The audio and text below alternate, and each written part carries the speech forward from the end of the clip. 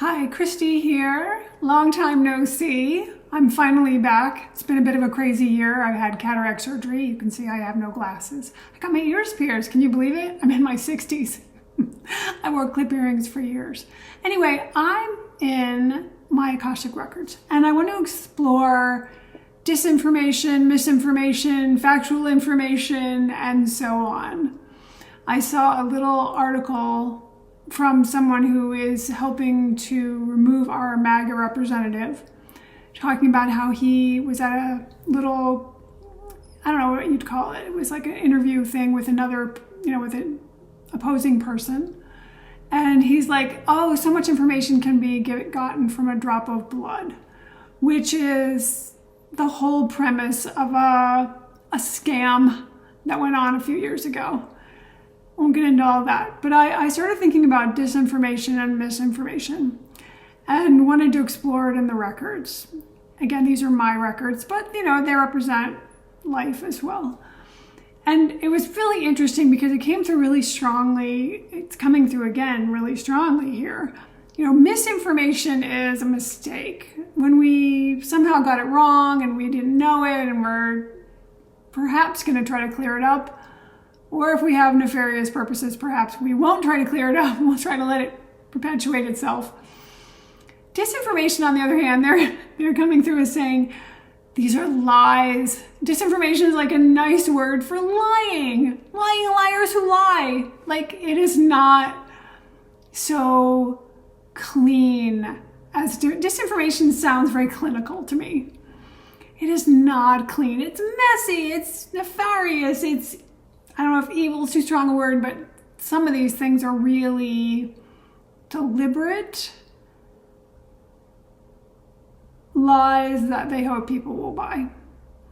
And I heard someone say, it's been a while and I can't remember what it was, like, it's one thing to debate what's true, debate the impact of facts, but to debate the facts themselves, this is a place that's not constructive. Medical research, they do trials and they do extensive testing, and I'm getting on a soapbox a little bit here, but in looking in here, it's just really interesting how strongly they're saying that this is not just of this time. Like, this is historical. If people can manipulate others through lies and misinformation, lies and mistakes, they want me to use the real words. If they can use those things to persuade, influence, move people in a certain direction, they will. Like, this has been going on forever. They're showing me times during slavery in the US. They're showing me times in Europe. They're showing, there are a lot of examples. And the big question then becomes, how do you move past this or around it? Because if it's always going to be there, then how do you then find a way to overcome it and correct for it and come back to what's real and not fall down a rabbit hole, an endless rabbit hole of but I heard, da-da-da-da-da. Okay, there's a lot of things you can hear, like the drop of blood, that may not be valid. So can we check our sources, double check our sources, triple check our sources if need be, till we get to the point where we're a high level of confidence. It's not just a gut feeling, which, hey, my business is Intuitive Heal. I'm all about intuition, but I'm also all about facts. And sometimes intuition actually leads us to discover some facts. I may have mentioned this before, but it's being brought up here again. And that is, when I did my doctoral research, when I was creating gas detectors, I was looking for small amounts of impurities in gases.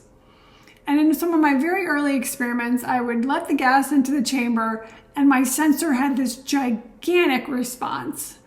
And my advisor in electrical engineering, I had two, one in chemical and one in electrical. My electrical engineering advisor was like, oh, this is exciting. We need to publish this. And I was immediately not convinced. Something else must be going on here. And it turned out what was happening is that the heater in the little device was getting cooled down by the quick introduction of gas that was at room temperature. So it had nothing to do with detecting, the specific gas. Anyway, I mean, it did in terms of some of the properties, but it wasn't enough. So long story short, it's like sometimes when something is maybe true, it's worth investigating further to find out whether it's actually true and actually can be used for something helpful. They're bringing up the SAVE Act, which is currently up for review. The House passed it and the Senate's now passing. Of course, we want people to be valid and legitimate voters. Of course we do. But first of all, there's very little voter fraud. There's a lot of voting fraud. And in here, they're just saying this is a subterfuge for eliminating people who they do not want voting. When you register to vote, I mean, I registered to vote when I got my driver's license when we moved here to Arizona. They had my information, of course, and I get a mail-in ballot and I mail it in and I sign it. It's, I'm already verified. I don't need a passport. I mean, I happen to have one. My birth certificate, I happen to have one. My name to match my birth certificate, which it does, because I didn't take my husband's name. Anyway, it's interesting how if we make things plausible and digestible and that just makes common sense, then it's easier to sell these lies. Again, I started to say disinformation, and the records are like, call them what it is. It's a lie, it's a lie, it's a lie. So the interesting thing about this really for me as I'm looking in here in the records is how this has been going on for millennia. I mean, humans are susceptible to being influenced, to being misled, to finding some superficial logic that they think, oh yeah, that makes sense. Oh, okay. I'm not going to investigate further. Yeah, of course that makes sense. I'm gonna say yes to that. And this is where we get into trouble here, because if people are low information voters, for example, then they might just quickly go, well, yeah, of course, we don't want anybody cheating. We don't want any false voters, but that's not what this is about. So it really invites us to go at least a little bit deeper and look behind the scenes. And they're also saying, follow the money. The money, the money, the money. Because this is all about the rich getting richer. And that's what's been happening over the last decades. Rich getting richer, the top 1% getting so much richer and the bottom 90% getting so much poorer. So who benefits from this? I mean, if you go past the logical level, well, yeah, of course, we don't want anyone cheating, but who benefits from having fewer eligible voters? Well, that's interesting, particularly if a lot of them that are excluded are women, and women traditionally vote Democratic. So us getting wiser as we grow and evolve from a soul's perspective and from a human perspective is part of what's called for here. How to become more sophisticated and not less sophisticated in the face of the overwhelming quantity of information, the overwhelming intensity of information. I myself did not watch the shootings of the, Renee Good and Alex Preddy in Minneapolis. I know my nervous system would be, wah, but I'm very aware of them, and I know it's real, and I know it's horrifying. So kind of using our own self-awareness to decide what we consume, but also using it to be discerning, to be thorough, to be using our hearts, our minds, our intuition, everything in conjunction, instead of, oh, I'm just too overwhelmed. Oh, I'm just going to believe whatever they tell me. Oh, these are my people and these aren't my people.